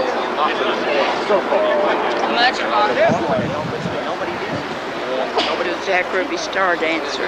And I'm Madeline Duncan Brown. I had a relationship with the great Lyndon Baines Johnson for 21 years. I had a son by Stephen Mark Brown, who passed away September the 28th, 1990. This is really a sad day here in Dealey Plaza because it brings back some terrible, terrible memories. Thank you very much. You're welcome. Now we can go. Okay, I'm Shari Angel. Oswald, Lee Harvey Oswald was in the carousel. My husband, the comedian Wally Weston, knocked him out for calling him a communist. And he definitely, you can ask Beverly Oliver, she'll tell you the same thing. So Lee Harvey Oswald was definitely in the carousel yes, club he was. Prior to the assassination of John Kennedy. Oh, yeah. Thank you very much. On camera. No, I don't think Lee Harvey Oswald fired a shot. That was the oil barons did it. Well, it was the oil and intelligence. Talking to Jean too, she says, Blanche, she's talking. Well, there is a photograph that they refuse to accept that plainly shows a shooter right over here. Plainly. I saw it again. Ed Tatro from Massachusetts had it. We were looking at it and through, you know, some real high-powered tech. There's no book, is it? Any book or anything? No. Yeah, well, no, it's not. It's the Mormon photograph. No, it's not the You're not talking? No, it's not Mormon. I don't know who made the shot. Very, very right over there. Well, you're talking about Badge Man. Well, I don't know if they called him The Badge Man, yeah, because that was in the corner of the Mormon photograph. By MIT, Gary Mack went ahead with Jack and had that taken to MIT. And they were it was a firm conclusion that was in fact the man, that the muzzle blast was in fact given depth and breadth. However, National Enquirer magazine got in on this and totally discredited the credibility of the researchers. So Gary still has a photograph, but that's what's shown. Well, Ed Tatro from Quincy, Massachusetts has one, and I looked at it. There is no mistake. Who was it? Mark Lane? They were talking about Posner, and Posner said, case closed. Right. All right. And Mark says, we don't care how many things you have, computers, we have eyewitnesses that saw it. So, you know. Exactly. Where were you at the time the day it was going to happen? Where I was, right over here in the Great Courthouse.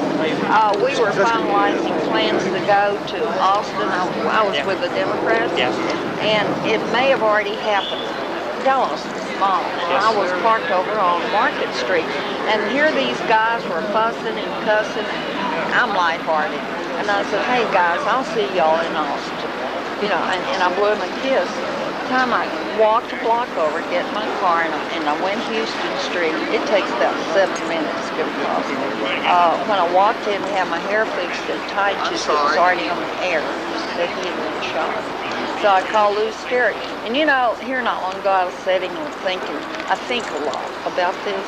And I said, those people that I saw and left should have been at the trademark. They were the head table people. And they were still over there in the courthouse. After they all went home. No kidding. What time did Lyndon go to the Murchison party? Someone has asked me, and it seemed like it's about 10:30 or 11 when he came in. Because he was in Houston. He was in Houston, but keep in mind. He's always ahead, wasn't he, of the presidential party? Yeah. He didn't fly in Air Force One to Carswell Air Force Base. No. And of course, we have Loveville. We didn't have DFW. No. Yes, I know. Yes. Murchison lives in the Park Cities, doesn't he? Huh? He did live over there near White Rock Lake. Who? Clint Murchison. He lived over here on Forest Lane. Oh, okay. I tell you, it's sad. What people do not realize, it was a turnover in our government. It was the mafia, the oil people, back to the oil people, and the mafia was out. Today, we're experiencing the same thing in Washington. It's the elite trying to control the world. Lay people don't understand this. I'll tell you something else I found out. I had known Bill Moyers since early 50. He was going to, what kind of school would make a minister? I don't know what you call it. Theology or? Yeah. And Lyndon held Air Force One out here until Bill came from Austin to go with him to Washington that day. I was going through the book Elite. Are you familiar with the book on the elite?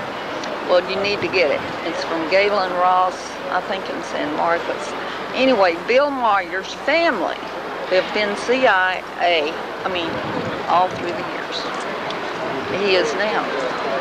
Oh, yeah? Interesting. Yeah. You need to get that book. Everyone needs to get the book. What's the name of it? Elite. Where do you get it? And where is it?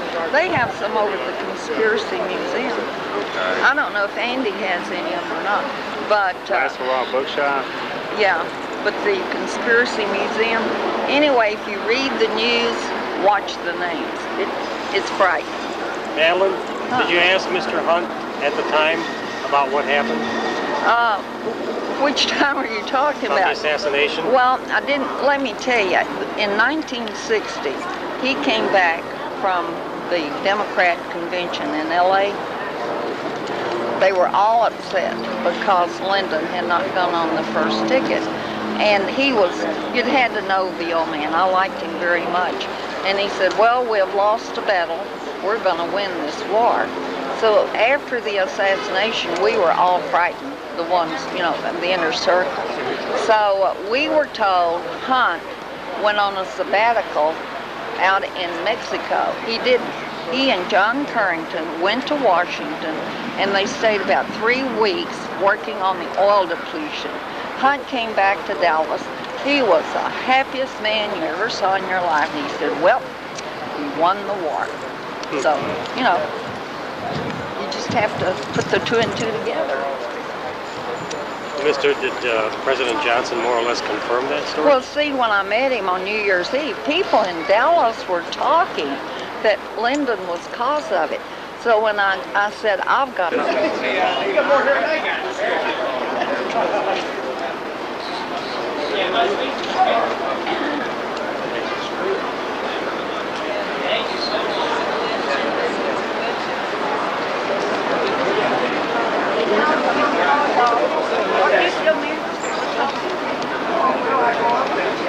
Summers, I'm glad you made it to the 35th.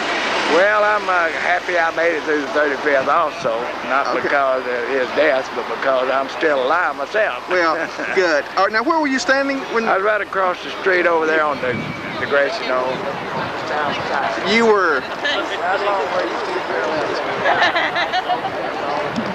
Oh.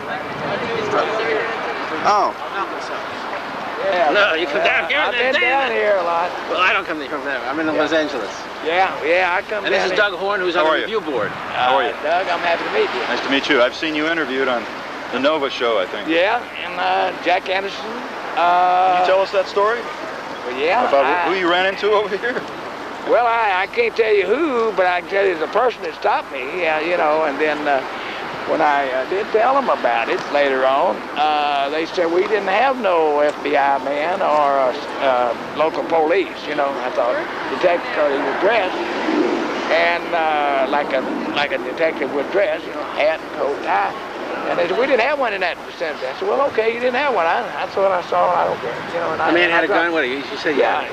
And they said they didn't have one. Like I was going to argue about it. You know. Tell us your whole thing. When you were standing over there, right? I was right over there, and then after the motorcade got by and everything, and when it all happened, after the second shot was when I hit the ground there, and I'm sitting there on that Zapruder film looking. You are in the Zapruder film? Yes, he is. Yeah, right. You're the there. guy that hits the ground? Yeah, he is. Yeah, and I'm trying to. What I'm trying to do. With your arms. Yeah, I'm trying to still stay over in that car because I know I saw him. His head get hit, you know. And I'm still trying to see what happens over in the car itself. And but the reason I hit the ground also is because a motorbike cop come off his bike there and looking in my direction. I thought he was going to start shooting at someone in that direction. And then after the motorcade went and everything, I come running over here, and that's when I encountered this guy. Right about where? This guy? Up here, you know, or up here. And what did he do? Yeah. This area right here? Yeah. What did he do? And he had what? Well, he had a gun under his coat. And they later on asked me what kind of gun it was. It's covered up, and I had even described the barrel. You know, it was like a automatic would look. You know, it got a bottom part to it. I don't know much about guns. And they said, well, can you tell him was it a machine gun? Well, I said, all I saw was that barrel. But what did he want? He wanted to tell you something? No, he told me not to go up, not to come up here any further. We could get shot or killed. Oh, I see. In other words, he said you could get shot or killed. Stopped us, and then I... From coming up here? Yeah. And then I went on back over there to the post office where I come from to start with. So I wasn't going to argue with him, didn't need to anyhow. Wasn't no point in it. So he had a gun under a coat? Yeah. That he showed it to you deliberately? He didn't show it to me. I just saw it there because when he stopped me... He had it all drawn already? You just knew he had some kind of authority. That's all you accept it when someone tells you that. You saw the end of his authority, the tip of it. You run over and they say, I'll tell you not to come up here any further. You can get shot. So when you hit the dirt, where did you, at that moment, where did you think it came from? At the moment you hit the dirt? When I hit the dirt, I really didn't think where it come from. I just believed it was more than one shooter because I heard Conley say they're going to kill us all. That was a power suggestion. Then I heard Jackie Kennedy say, oh God, no, you know. And you just, again, there, you thought it was. A lot of people were shooting. When you hear you know. How fast was the car going? It come to a momentary stop there. Right there? Oh, yeah. It came to a momentary stop? Yeah, not long. That's what the Newmans told us again last night. Just instant. Yeah. Really? Oh, it was the truth. You remember seeing them with their little boys over here? Well, later I saw the pictures. You know, I didn't. You didn't see anybody then. You were focused on what you were doing. Yeah. You didn't see anybody then. You just heard. Came to a momentary stop. Yeah. Absolutely. And I know the new ones, and what they said is true at any story I've heard any of. You recall seeing any debris come from the head in any direction? Well, I saw kind of like the explosion. Yeah, it was bad side. Yeah, I did. And that's when I heard Jack Kennedy, I guess, say, "Oh my God, no." Toward the front or the rear, or do you remember? Well, I can't. mean, the explosion, the direction. Did you see the guys on the radio in the front, or see anything in the front of the car? No, I don't know that I thought anything about where it come from. I don't think you've got time to think that. Personally, I didn't. And it just sounded like it seemed like it was a horrible event there. I saw his head just like explode, that's all. And, hell, I guess you just got fearful then about that. Did you see the guy climb on the back of the car? I saw the guy, the Secret Service man. I thought that he would come and run and jumping on that car to cover him up, you know.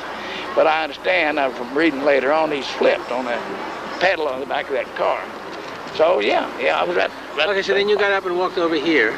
Yeah, after all the cars. And that's when you encountered a man with the coat and said, "You better not come up here." Yeah, you can get shot or get killed. Well, no, that's what yeah, he said shot or kill. One of them words. I don't remember which. Well, it meant the same to me. In a suit, like a man in a suit, or just a guy in a sport jacket, or was? No, he was in a regular suit, just like this guy, with a tie and everything. What did he have over the gun? A towel? Just a raincoat. A raincoat. A raincoat. Okay. I see. Hell, he wouldn't have. Okay, no worries. Piece of clothing. Pictures of him if he'd had I would really been. How come you could see the gun if he has a raincoat over it? Because I was direct at him. It was just in a barrel. It was just exposed. That's all. I mean, this barrel you could see in that thing. I got you. It wasn't. No, it wasn't visible to anybody. 100%. Yeah. Well, thank you. When did you tell the story for the first time? Well, I told that part after I went to the sheriff's department the next day and told him about 3 Mexicans I'd seen over there. And then later on someone theorized it might be Cubans, you know, stuff like that. And then when the Secret Service came out, and they said, well, we'll investigate that story. And then about, several weeks later, they come and said, we didn't have a FBI man there, and the police didn't have a detective there. And I said, okay. Isn't that one? All right. Okay, you did it, but somebody did. Do you have a business card today? No, I did have some. I gave them all away. Could you I'm sorry. Would you write down your thing for me so I put you in my database? Yeah. I'm the guy that wrote Best Evidence, but I'll send you a little letter and, you know. Okay. You want my phone number or you want my... Dad, wherever he is. There he is. Not a Unitarian, but let's give him some credit. Some of my best friends are Unitarians. Hi, Art. Is this live? Is the sound on too? It's live. Doggone, it's live. My name's John Molanphy, and we're all out here trying to educate the public and give them some information on a ongoing problem we have, and that's the place called School of the Americas. And that's in Fort Benning, Georgia. And today, as we're marching around here in Dallas, there's a large national group of people who are going to cross the line, some of them for the second and third time, which puts them in jeopardy of federal arrest, to protest there being a School of the Americas. And what it's been doing over the past decades is to train the military dictators and the armed forces of Central American countries.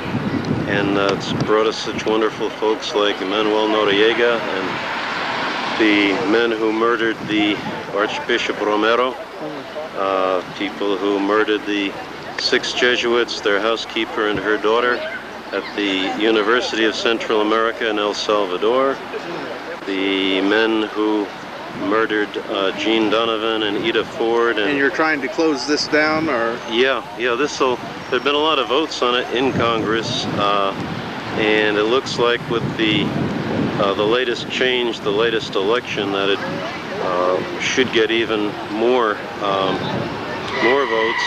To kill it. Yeah, it was only 7 votes shy last time, and with enough demonstration and education of the public and people calling their Congress people and senators and all to ask for this, it should pass the next time, and we should finally shut her down. Thank you very much. You're welcome. Thank you.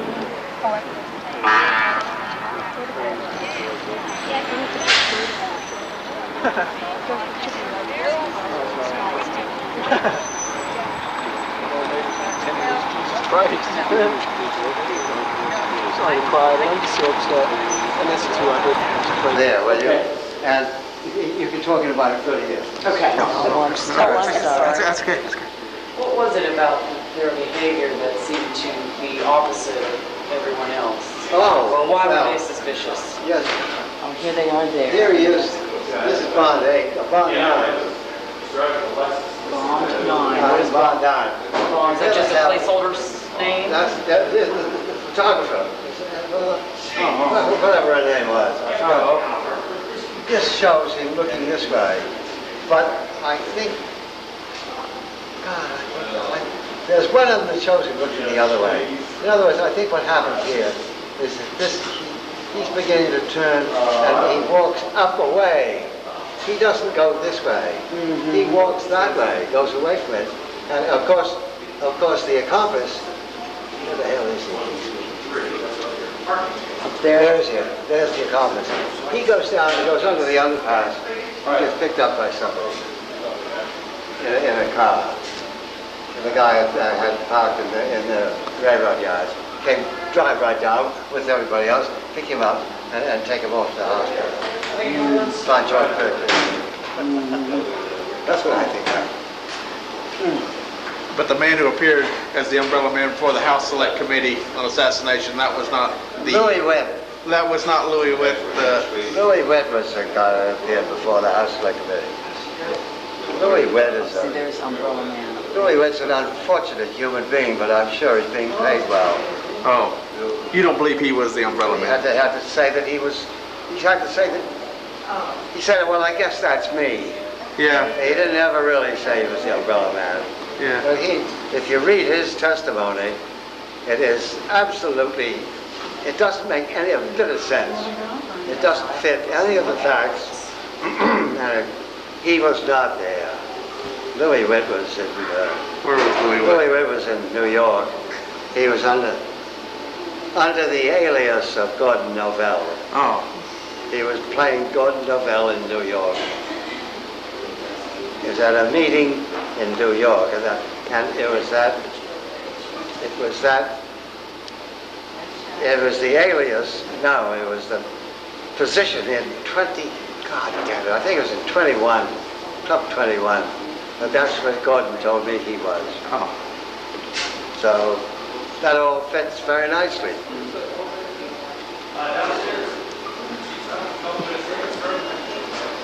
But Louis Witt was no more in Dallas on the assassination day than you or I. He was in New York. Oh.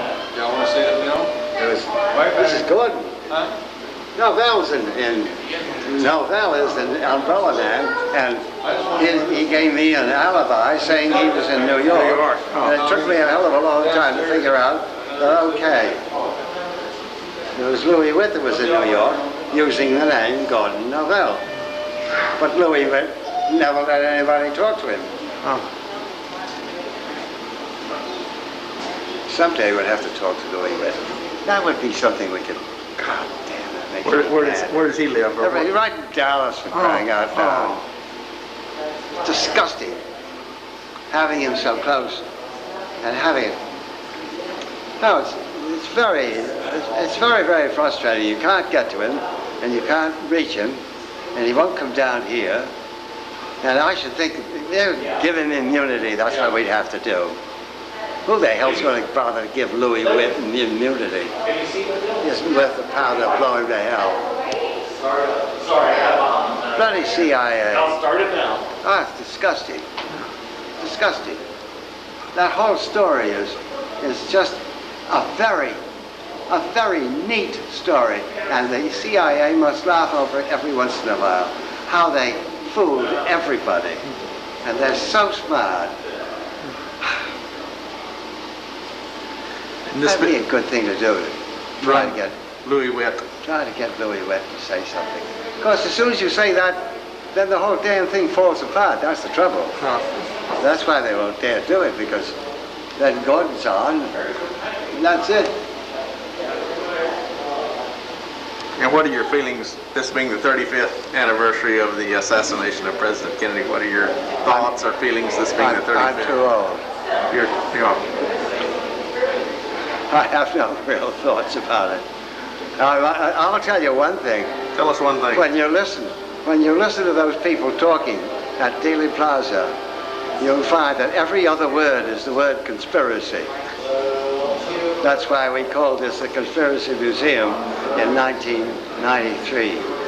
Because, damn it, the word conspiracy is a good word, and it expresses exactly what has happened. But in 1993, hardly anybody dared say the word conspiracy about the Kennedy assassination. There were a few people that mentioned it, but they never... Every single one of those speakers down there were talking conspiracy, conspiracy, conspiracy. Every other word was conspiracy. They don't even realize what they're talking about. They use the word because it sounds well and people listen to it. That's why we called it the Conspiracy Museum, because it's a very good word. Yes. It won't go away. That's my feeling about the 35th anniversary. Do you think we'll ever find out the truth? Or? It's right here behind me. When will the government admit? Never. They'll never admit to a cover-up of... I don't think they'll ever admit. They'll have to let the people who are associated with it die off. And it's happening. They should admit. They should say, look, we made a mistake. Here's what happened, and we want to clear the record, clean it up, clean their conscience. That's what should be done. But who hell ever wants to clear anyone's conscience? They never worry about that. Disgusting. What do we got now?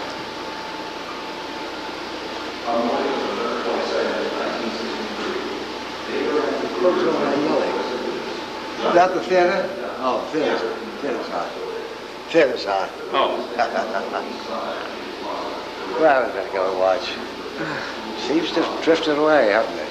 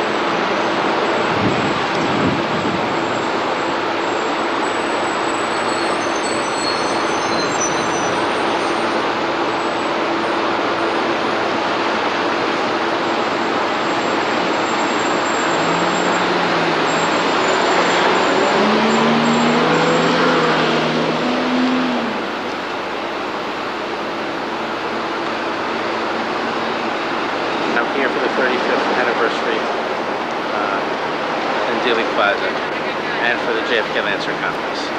Thank you very much. Sure. Okay. Will we find out the truth ever? Yes, absolutely. How much longer? Well, I asked you this 5 years ago. Yeah, well, we're going to be much closer 5 years from now than we are now. If the same progress is made, the country's going to start seeing this as a coup. Okay? Thank you very much. Listen.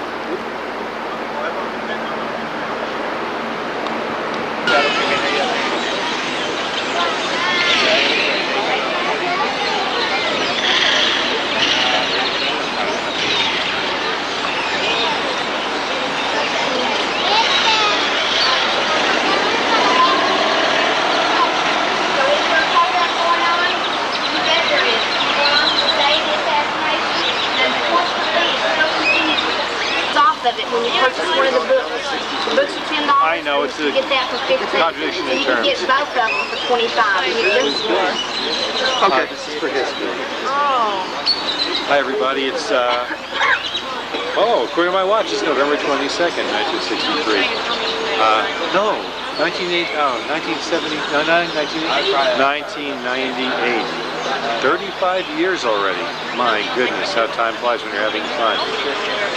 35 years, well over a third of a century, and we still don't know the truth. Hopefully by the 36th we will. Certainly hopefully by the next century. And that's only the same year, isn't it? Anyway, it's Robert Groden here from Dealey Plaza, and let's hope that we do find the truth soon. Gee, where's somebody, a friend of mine, a long time ago said, may all the truth be known soon. It's not soon enough, but hopefully we will soon. Yes, and thank you very much. Did you want Somebody. Okay. Plaza. This is a study of frame by frame study of every. Okay. Good morning, Mike. I'm Carrie McCarthy, and today is November 22nd, 1998. Thank you for asking if you may videotape me. It's an important day for me. My grandmother, Loretta Kennedy Connolly, was Ambassador Joseph P. Kennedy's sister, which made her the aunt and godmother of John F. Kennedy. So we come to Dallas this weekend to celebrate his life, not to mourn him, but rather to hope soon justice will be had in the case of his murder, but simply to remember him. And I thank you, Mike, for asking me to do this. Thank you.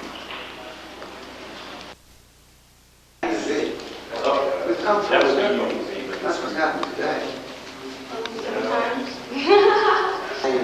These are the men.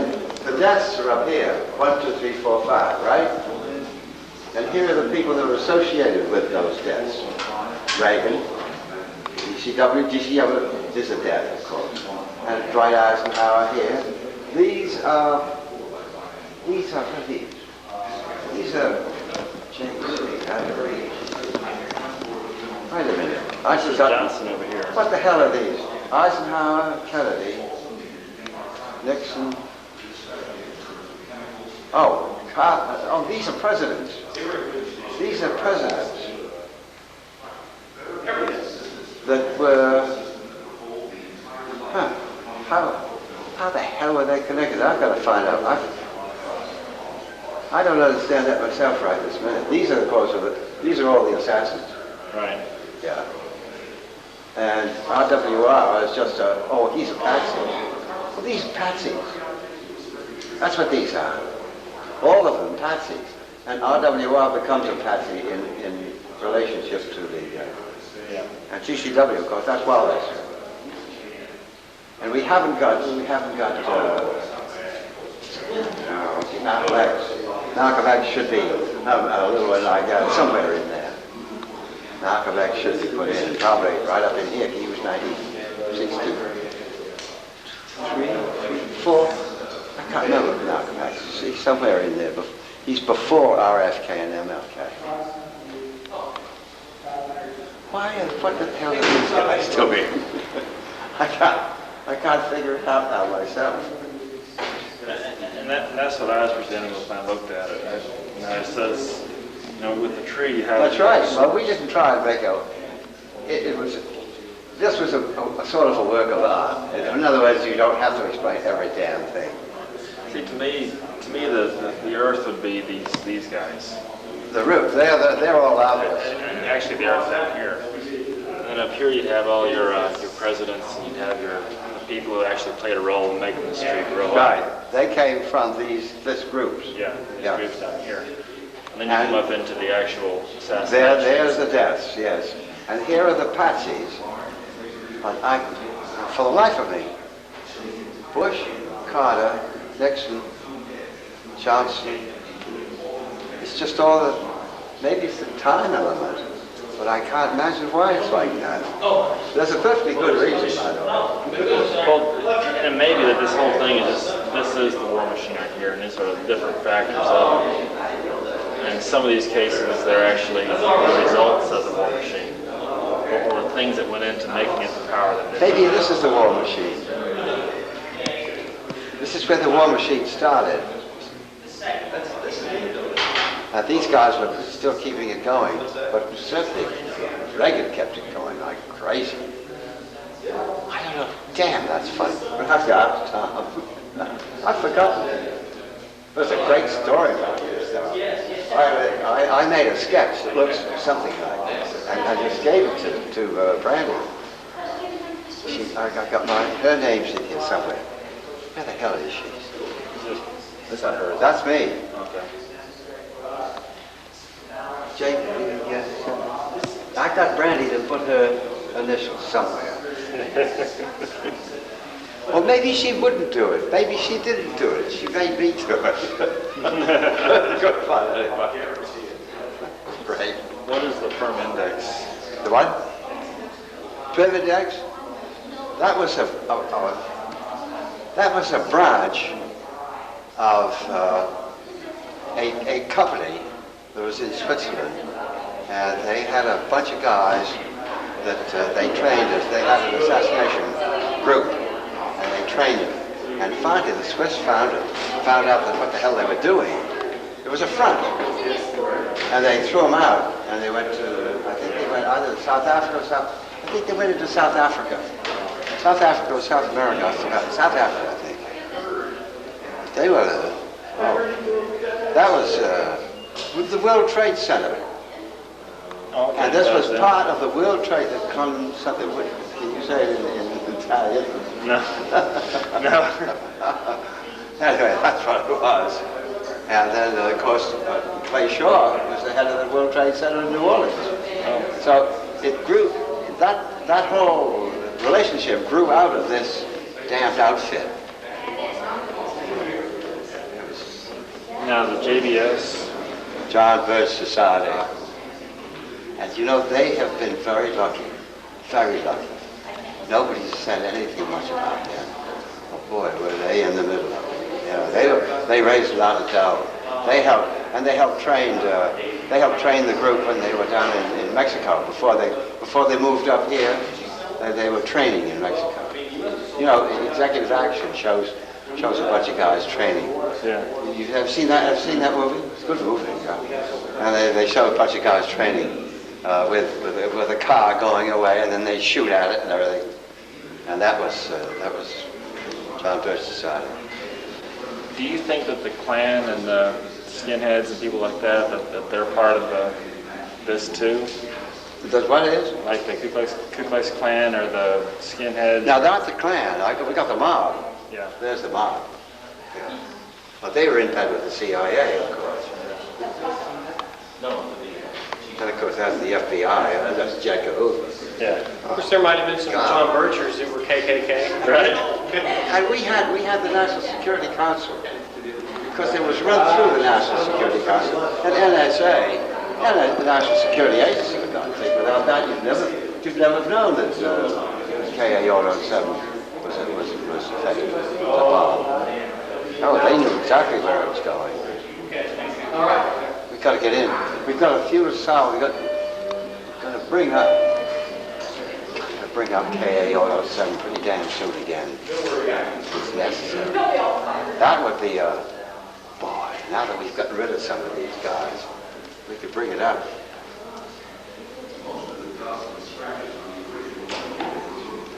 Too bad Reagan is in that, and it has that Alzheimer's.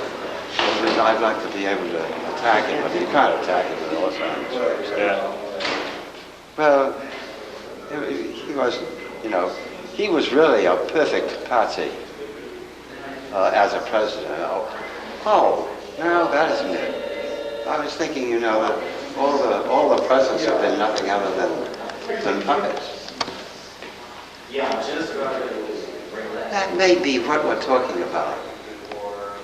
That may be. They started with Dwight Eisenhower, and he was playing golf and all that. And that's when they really got the military and never disbanded. That's when they really became powerful. I hate the word, but they were in on all the decisions of the Oval Office. They were still there. I mean, you know. And with JFK off to the right, he didn't pay any attention to him. He never talked to the CIA. He didn't believe the whole thing. Mad as hell. He was after JFK. 5 fellas. And then these guys, this is the perfect puppet. And RMN, JEC did quite well for a while. Carter. Yeah, he really did very well. And then by golly, what they did was they trapped Andy Young. They mousetrapped Andy Young, who was he was the United Nations ambassador. And they tripped him up somewhere, and he had to get out. And then there was somebody else. And finally Carter gave in. He just said, it's all right. What the hell? The war machine wins. And Bush was marvelous. Bush and Reagan were perfect. Professional war machine loves the media, and the media vice versa. That's what it is, but you might have to put something like over there, something over there that would say is patsies, and something over here that would say puppets, and you might have to say something over here, victims. I don't know how, but I think it's a marvelous thing. Brandy took the sketch and just started. There it is. And then we put the names in, of course. But she did such a